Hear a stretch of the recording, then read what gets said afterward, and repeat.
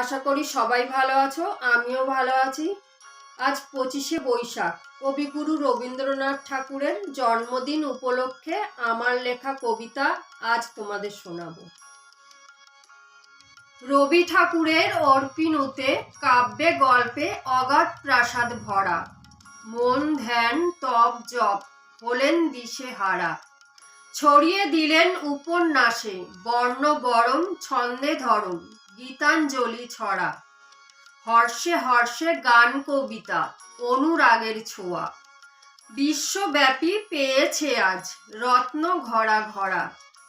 দিবা নিশি লিখিয়া বাণী করিলে মোদের ধন্য, হৃষ্ট মনে শিষ্টাচারী অনর্যে দীক্ষাদানী, পঠন পাঠন অনুগামী।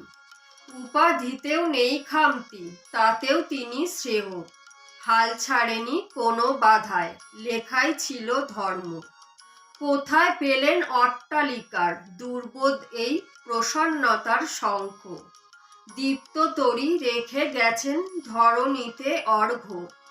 অমর হয়ে থাকবে সদা ওনার সৃষ্টি স্বর্গ। তাহলে আজকের মতো আসি, টাটা।